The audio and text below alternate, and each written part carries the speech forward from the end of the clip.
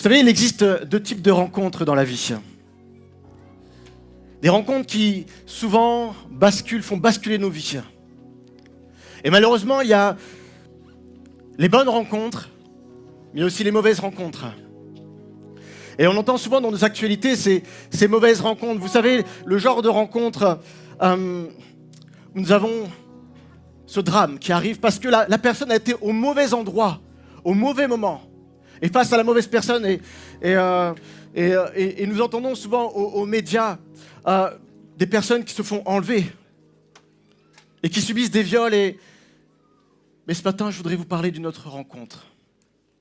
Je voulais parler d'une rencontre qui est bonne. Et cette rencontre, c'est celle d'une femme qui, d'une manière improbable, va croiser un homme. Un homme pas comme les autres. Et c'est un homme qu'elle n'avait surtout pas prévu de rencontrer et qui va changer littéralement sa vie. Et le titre du message, pour nous ce matin, est « Une rencontre qui peut changer ta vie ». Une rencontre qui peut changer les vies. Et cette rencontre, cette femme, il s'agit d'une femme que l'on trouve dans la Bible et qui habitait à la ville de Sichar. Et la ville de Sichar se trouvait dans la contrée de Samarie, en Israël. Et à cette époque, au temps de Jésus, il y avait l'Israël, il y avait la contrée de Judée, où se trouve actuellement Jérusalem, un peu plus au nord la Samarie, puis plus au-dessus la Galilée. Et cette femme donc habitait cette contrée de Samarie. Elle était paysanne, cette femme.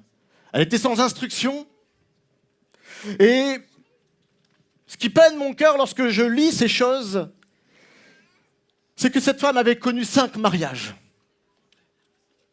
Et vous savez, quand je rencontre des personnes qui ont déjà eu un échec sur un premier mariage, c'est vraiment une réalité qui accable le cœur. Et je crois que cette personne, contrairement à ce qu'on a pu enseigner dans nos écoles, dans l'instruction auprès des enfants, je crois que ce n'est pas une question de prostitution. Mais je crois ici qu'il y avait une situation pour une femme qui vivait vraiment une douleur dans son cœur, qui était désespérée parce qu'en réalité, elle a vécu des échecs sur échecs dans son mariage. Elle a fait un premier mariage, ça a donné un chaos, un deuxième, un troisième, un quatrième, un cinquième. Je ne sais pas comment elle a fait, cette femme, pour continuer à vivre. Certainement que cette femme avait des idées suicidaires. Et il faut savoir qu'à cette époque, il y avait une honte qui pesait sur ces gens pour lesquels le mariage était un échec. Et encore aujourd'hui, on le voit à quel point un mariage qui ne réussit pas est un échec particulier, est une douleur pour les hommes et pour les femmes. Et aujourd'hui, cette femme, à cause de cet échec dans sa vie sentimentale, vivait avec un homme en concubinage. Et cette femme était certainement très désespérée. Cette femme était considérée comme souillée, comme impure. Elle vivait dans une vie immorale. Elle était comme discréditée. Elle était comme rejetée aux yeux des siens. Et son cœur, son homme, était comme, on l'a entendu ce matin, parmi les ados qui ont pris leur baptême, comme desséché, désaltéré. Et à cause de sa honte, cette femme avait pris l'habitude d'aller chercher de l'eau au puits. Non pas le matin ou le soir comme les autres femmes, mais cette femme étant tellement dans la honte, tellement dans l'opprobre, aux yeux de ces autres femmes de cette ville, sortez le midi, non pas le matin et le soir, mais sortez le midi, en plein cagnard. Allez chercher au loin, au puits de Jacob, de quoi la désaltérer. Mais voilà, ce jour-là fut pas comme les autres jours. Ce jour-là, un homme est assis sur la margelle du puits. Et cet homme-là ne s'était pas simplement assis parce qu'il avait soif. Mais cet homme-là, c'est Jésus. C'est cet homme dont je veux vous parler ce matin. Et cet homme, lui, il n'était pas de cette ville de Sichar. Ce n'était pas quelqu'un qui habitait cette ville. Il n'était pas samaritain, il était galiléen. Mais en tout cas, il venait de Jérusalem. Et il avait décidé de prendre la route depuis la Judée pour remonter au nord en Galilée. Et comme je vous l'ai dit tout à l'heure, la route la plus courte était certainement celle qui passait par la Samarie. Mais il faut savoir qu'à cette époque, les Juifs méprisaient particulièrement les Samaritains. Parce que les Samaritains avaient comme croisé leur lignée avec, à l'époque, des peuples qui étaient dans l'idolâtrie. Ils n'avaient pas fait des mariages seulement entre Juifs, Mais ils étaient des Juifs qui avaient fait des mariages avec ce qu'on appelait des païens, des gens qui adoraient des autres dieux avec un petit dé. Et à cause de cela, les Juifs les considéraient aussi comme impurs, comme des traîtres. Vous avez couché avec des peuples qui sont dans l'idolâtrie. Et depuis ce jour, les Juifs les détestaient, à tel point que les Juifs, lorsqu'ils remontaient en Galilée, ne passaient pas par la Samarie. Mais ils passaient par le Jourdain. Ils étaient prêts à faire un détour, à s'allonger le trajet pour ne pas croiser un Samaritain. Mais voilà que Jésus, lui qui était juif, a fait cette volonté de passer. Parce que la Bible dit, dans Jean chapitre 4, verset 4, il fallait que Jésus passe par la Samarie. Il fallait. Et dans la Bible, lorsqu'on voit ce verbe « il fallait », il est question non pas juste d'un devoir quelconque, mais il s'agit en réalité d'un devoir qui est prononcé par Dieu, qui a fixé des rendez-vous divins et pour lesquels le Seigneur Jésus-Christ en personne devait les honorer. Et Jésus savait dans son cœur qu'il devait passer par la Samarie. Quoi qu'on en dise de lui, il devait passer pour honorer un rendez-vous que Dieu avait fait dans son agenda depuis la nuit des temps. Et Jésus était là, sur ce puits, attendant cette femme. Et ce qui est plus étonnant, c'est que lorsque cette femme asséchée arriva au puits, peut-être comme un autre jour, comme dans son quotidien habituel, elle vit cet homme. Et ce qui est le plus surprenant, alors que c'est elle qui a soif, Jésus qui l'attendait là au bord du puits, lui dit comme ça, « Donne-moi à boire. Donne-moi à boire. » Peut-être es-tu aujourd'hui comme cette femme. Oh, certainement que tu as tout besoin et peut-être est-ce un problème chez nous les Européens, on a peut-être trop de choses aujourd'hui. Et on court vers le matérialisme, on n'est jamais satisfait. On peut tout avoir, on dit qu'il y a une crise financière, mais je suis désolé, lorsque je vois les personnes autour de moi, la plupart, ils ont plutôt de bonnes situations, n'est-ce pas? Et pour autant, ça ne comble pas le manque. Et peut-être aujourd'hui, tu comme cette femme, tu as tout ce dont tu as besoin, mais pourtant, tu sais au fond de ton cœur qu'il y a comme un vide. Il y a comme une sécheresse. Il y a comme un manque. Il y a quelque chose qui, tu sais pas l'expliquer, mais tu sais que tout ce que tu trouves sur terre ne peut pas te désaltérer. Alors tu essayes de faire ta vie, mais tu vois bien que c'est une succession d'échecs. Tu vois bien qu'il y a peut-être même des rejets dans ta vie. Peut-être vis-à-vis de tes frères, tes sœurs, peut-être même ta famille, tes collègues, ceux qui te connaissent. Et tu es peut-être même dans cette vie immorale, comme cette femme samaritaine, peut-être, je ne sais pas, peut-être vis-tu dans une forme de concubinage aussi. Peut-être es-tu marié, mais en réalité, tu as quelqu'un d'autre dans ta vie. Et ça ne te dérange pas d'aller à droite à gauche. Ça ne te dérange pas d'essayer de combiner ces deux vies parallèles. Mais en réalité, au fond de ton cœur, tu cherches à fuir les regards. Parce qu'il y a comme quelque chose qui te reprend au jour le jour et tu ne sais pas ce que c'est, mais tu sens que tu es repris. Et tu as comme un malaise dans ton cœur. Comme quelque chose qui te rend malheureux au fond de toi. Et chaque jour, tu cherches à l'abri des regards, à te désaltérer un puits. Je ne sais pas quel est ce puits dans ta vie. Peut-être que ce puits est une addiction. Peut-être vas-tu chercher dans la pornographie ce que tu n'as pas avec ta femme ou ton époux. Peut-être vas-tu chercher un loisir dans lequel tu peux sembler t'émanciper dans ta vie, donner une raison, une certaine forme de raison et te dire, oh, à travers de ça, j'arrive à avoir quelque chose de bon et puis je fais des progrès et tu as l'impression d'être utile dans cela. Peut-être que ton puits, c'est ton travail. Vous savez, j'ai connu dans ma vie professionnelle, alors que j'étais conducteur de travaux, j'ai cherché absolument à savoir quand est-ce que je pouvais partir rejoindre mon épouse.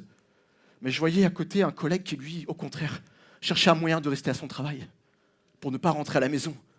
Parce qu'il ne voulait pas se prendre la charge de sa vie familiale. Certainement que sa vie était déplorable. Peut-être qu'il était comme déçu de cette liaison avec cette femme.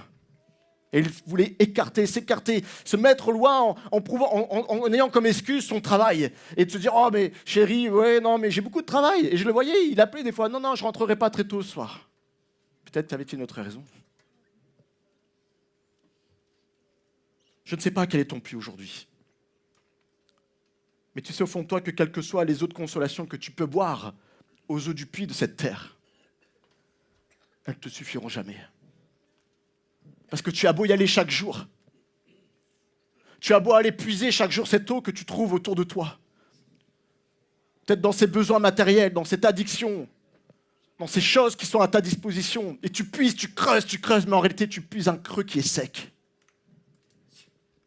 Et tu as beau boire, en réalité tu es en train de boire une eau stagnante.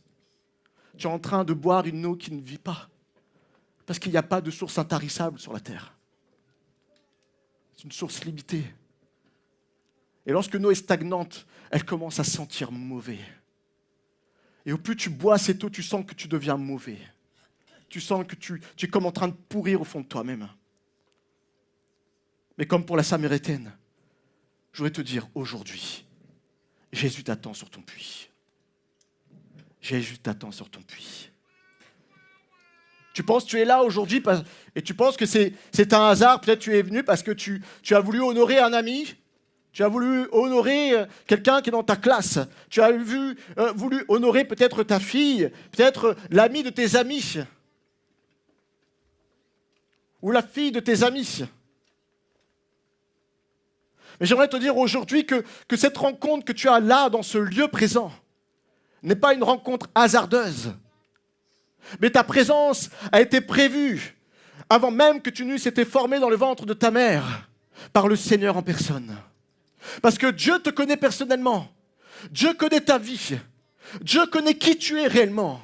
Et Dieu aujourd'hui veut te prendre là, en face à face, et il veut te parler particulièrement, il veut te rencontrer, parce qu'il connaît la misère de ton cœur, il connaît à quel point ton cœur est sali, et meurtri, et désespéré, et qu'il n'a aucune solution pour lui de trouver quelque chose de bon sur cette terre. Jésus vient à ta rencontre parce qu'il t'aime. Jésus vient à ta rencontre et il s'assied au bord de ton puits. Vous savez ce que Jésus... Lorsque Jésus a adressé la parole à cette femme, qui savait que les Juifs avaient en horreur les Samaritains, elle lui dit, mais tu es Juif? Comment oses-tu donc me demander à me boire, à moi qui est Samaritaine? Parce qu'elle savait que Jésus risquait, en tant qu'homme et de surcroît, en tant qu'un rabbi, ce qui veut dire un maître religieux, sa femme savait qu'il s'exposait à quelque chose de grave pour sa vie. Il savait que Jésus s'exposait à être blâmé pour son comportement, de discuter avec une Samaritaine. Et en plus, elle savait qu'elle était immorale au fond de elle. Et elle se disait certainement, mais si Jésus savait avec quelle femme il parlait, mais c'est clair, il serait totalement destitué de ses fonctions. Il serait rejeté à son tour par les Juifs. Mais il fallait que Jésus la rencontre. Vous savez, Jésus savait qu'il fallait qu'il vienne à elle, pour la rencontrer personnellement, afin de lui venir en aide, afin de lui ouvrir les yeux sur qui était Jésus pour elle, afin de lui révéler que lui qui est le Fils de Dieu est le seul capable d'étancher sa soif, afin de la pardonner, afin qu'elle devienne, comme on l'a dit tout à l'heure, une nouvelle créature, afin qu'elle retrouve une nouvelle vie. Non plus la vie d'une femme rejetée, mais une femme considérée étant la création de Dieu. Et peut-être considères-tu, comme cette femme samaritaine, que à cause de ton immoralité, à cause de ta vie, le fait que tu sois comme non conforme à la parole de Dieu, non conforme à la Bible, non conforme aux choses que tu as entendues, non conforme à la sainteté, tu te dis non, ces choses ne sont pas pour moi. Jésus ne peut pas prendre cette occasion de me rencontrer personnellement, parce que s'il savait à quel point je suis mauvais peut-être, s'il connaissait ma vie, il ne pourrait pas s'approcher de moi. Il ne peut pas s'approcher de moi. Et tu te dis, c'est impossible de le rencontrer. Vous savez, une fois, un jour comme celui-ci, j'ai rencontré, il y avait deux jeunes femmes. Et j'ai prié, le Seigneur a mis à cœur de prier pour ces deux jeunes femmes. Et Et une jeune femme a vraiment donné son cœur à Jésus et on aura vraiment la joie de l'avoir se baptiser dans 1 mois ou 3 semaines. Pourquoi ? Parce que la parole dit dans Marc chapitre 2, verset 17, « Je ne suis pas venu appeler ceux qui s'estiment justes, mais ceux qui se sentent pécheurs. » Jésus est venu pour les pécheurs. Jésus est venu pour ceux qui vivent dans l'immoralité. Jésus est venu pour ceux qui ont le cœur désaltéré. Jésus est venu pour toi personnellement, qui a une condition d'incrédulité. Parce qu'il sait qu'il est capable de changer ta vie. Il est capable de te prendre tel que tu es et de te changer. Il est capable de transformer le mal en bien. Il est capable de transformer les gens qui sont dans l'immoralité en des gens qui vivent dans la moralité, non pas celle de la terre, mais celle de ses Écritures. Vous savez, il s'est donné à la croix. Il s'est laissé clouer. Il s'est laissé être meurtri sur ce bois. Pour toi. Justement pour toi qui es pécheur. Et si tu es là aujourd'hui, c'est parce qu'il veut te rencontrer personnellement. Et te donner cette grâce aujourd'hui de le rencontrer. Vous savez, Jésus est infiniment saint. Tu ne peux pas le souiller. Rassure-toi.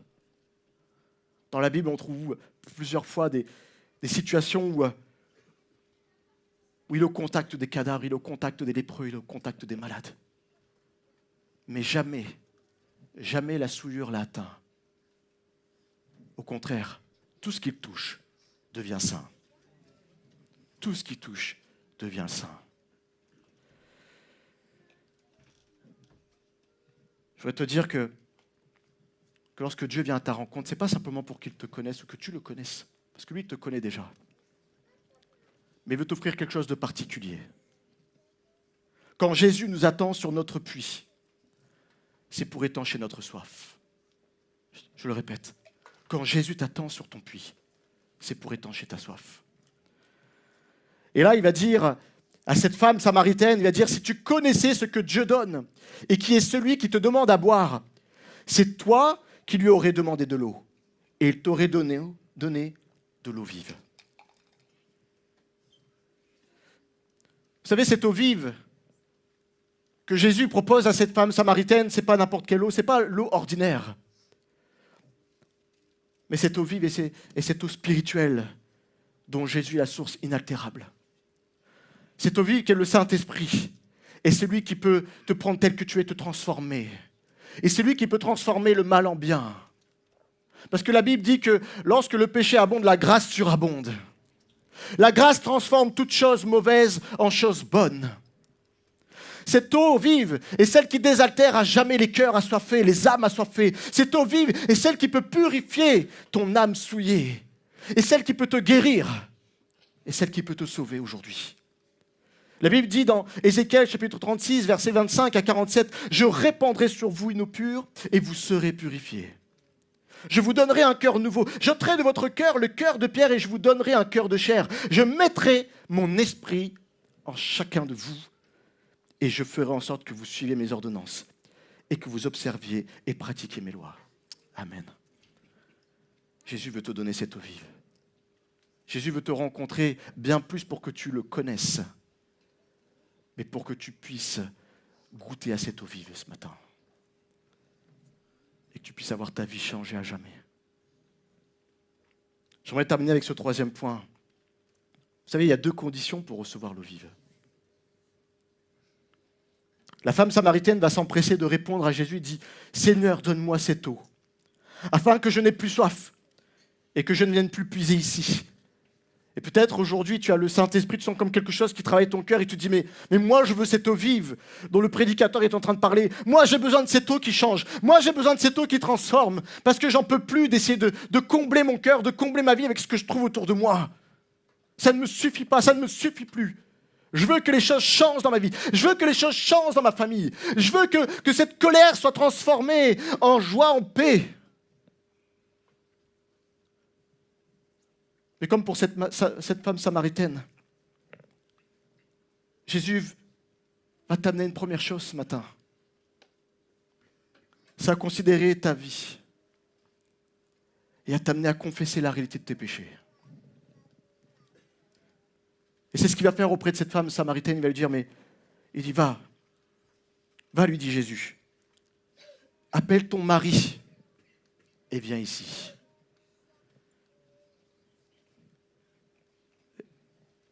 La femme aurait pu mentir. Et ce matin, tu pourrais mentir devant le Seigneur sur ta situation. Je crois qu'à ce moment-là, la femme sentait dans son cœur qu'il y avait comme quelque chose qui la reprenait profondément. Elle était comme retenue de pouvoir mentir à cet homme qu'elle vient de rencontrer. Oh, elle ne sait pas que c'est le Fils de Dieu encore, mais il y a comme quelque chose qui est en train de se révéler dans son cœur. Et je sais que dans ton cœur, là, au moment où je te parle, le Saint-Esprit est en train de révéler des choses dans ta vie. Je sais qu'il est en train de travailler ton cœur. Je sais qu'il est en train de mettre le doigt sur des choses qui te font mal. Et sa femme est reprise, certainement comme toi aujourd'hui, comme toi ce matin. Et elle dit, mais je n'ai point de mari. Et Jésus lui dit, oui, en effet, tu as raison de dire, je n'ai point de mari. Car en réalité, tu as eu 5 maris. Et celui que tu as maintenant n'est pas ton mari. Et en cela, tu as dit vrai. Et cette femme a pu voir cet homme mais révéler sa vie. Je voudrais te dire aujourd'hui, Jésus connaît ta vie parfaitement. Jésus connaît parfaitement ta vie. Il connaît tes temps de joie, mais il connaît aussi tes temps de tristesse. Et il te pose cette question. Quelle est ta situation ? As-tu soif ? Et après que Jésus a pu lui révéler sa situation et lui faire confesser ces choses, il va ensuite lui faire reconnaître qu'il est le Fils de Dieu, le seul qui peut étancher sa soif. Et alors cette femme va dire, je vois que tu es prophète. Cette femme, voyant que cet homme connaissait tout sur sa situation, elle prit conscience que cet homme n'était pas un homme ordinaire, mais un homme extraordinaire. Oh, elle dit en premier lieu que cet homme est un prophète parce qu'à cette époque, seuls les prophètes pouvaient connaître la situation secrète d'un homme ou d'une femme. Mais elle savait au fond de son cœur que c'était bien plus qu'un prophète. C'était le Messie dont elle avait entendu parler. C'était le Fils de Dieu. J'aimerais te dire à toi aujourd'hui, si tu entends sa voix, n'endurcis pas ton cœur. Si tu sens comme quelque chose qui te bouleverse, quelque chose qui est en train de t'interroger, quelque chose peut-être même qui ne te met pas forcément à l'aise, parce que c'est en train de faire surgir ce que tu as essayé d'enfouir pendant des années. N'endurcis pas ton cœur. Laisse au contraire le Saint-Esprit sonder ton cœur. Laisse le Saint-Esprit te révéler les choses qui en réalité sont de l'amertume dans ta vie. Ces choses qui sont en train de moisir, de pourrir dans ta vie et de t'empêcher à rentrer dans une vie à laquelle Dieu t'a destiné. Une vie d'abondance, une vie dans laquelle tu es dans la joie, une vie dans laquelle tu es en paix dans ton foyer avec ta femme, avec ton mari, une vie dans laquelle tu es en paix avec tes enfants, une vie dans laquelle tu vas réussir les choses. Oh, tu auras certainement des passages qui ne seront pas forcément évidents, mais la différence, c'est que lorsque tu confesses ton péché et que tu acceptes Christ dans ta vie, tu n'es plus seul à mener ces circonstances maladroites, qui sont mauvaises. Tu es avec le Saint-Esprit qui t'accompagne au jour le jour. Et ceux qui sont dans cette salle et qui connaissent le Seigneur pourront te dire que oui, avec le Seigneur, je suis capable de franchir tout événement difficile dans ma vie. Oh, ces hommes et ces femmes ont pleuré comme toi. Et ils pleurent encore aujourd'hui. La différence, c'est qu'ils ont un Dieu qui les console. Ils ont un Dieu qui les relève. Ils ont un Dieu qui les rend capables de surmonter les épreuves, de franchir les eaux troubles. Ils ont un Dieu qui est capable de les désaltérer chaque jour de leur vie. Parce que la source auprès de laquelle ils viennent boire, c'est une source intarissable. Une source qui ne s'épuise pas. Et lorsque leur vie est un désert, le Seigneur se présente à chaque fois à leurs pieds. Et il leur dit, viens boire de mon eau. Viens boire de cette eau vive. Alors si tu entends le Seigneur parler dans ton cœur, comme cette femme samaritaine, ne prends pas simplement conscience de ce que le Seigneur révèle dans ton cœur, de la nature réelle que tu es ce matin. Et prends maintenant cette démarche de te repentir. de confesser ces choses devant lui. Et lui dire, oui Seigneur, je veux boire à ton eau vive aujourd'hui, dès à présent. Je voudrais conclure avec ce verset, au verset 26 de ce récit, toujours dans Jean chapitre 4. Vous savez, le Seigneur va lui dire cette parole. Je le suis, moi qui te parle. Je suis ce Dieu. Je suis ce Dieu. Et la femme samaritaine a rencontré un homme qu'elle ne connaissait pas au début. Mais à présent, elle est repartie avec une révélation particulière. Celle de la personne de Jésus. Vous savez, cette femme a eu cette rencontre. Elle pensait que c'était un homme. Mais elle a compris que c'était le Fils de Dieu qui a changé maintenant sa vie. Et cette femme était non plus désaltérée, mais son âme était à présent étanchée. Et ce qui est intéressant dans ce passage, c'est que pris de joie d'avoir connu personnellement le Christ, elle en oublie sa cruche, avec laquelle elle prenait soin de boire, de prendre l'eau à ce puits. Mais elle en oublie la cruche. Pourquoi ? Parce qu'elle est désaltérée, pour toujours. Et elle s'en va crier dans le village. Venez voir, je crois que cet homme est le Messie. Je crois que cet homme est le Messie. Puisses-tu avoir la même révélation aujourd'hui et repartir de ce lieu en disant autour de toi, venez voir, car j'ai rencontré un homme qui m'a dit tout ce que j'ai fait et je crois que c'est le Christ. Il a changé ma vie. Amen. Est-ce qu'on peut se lever un instant ?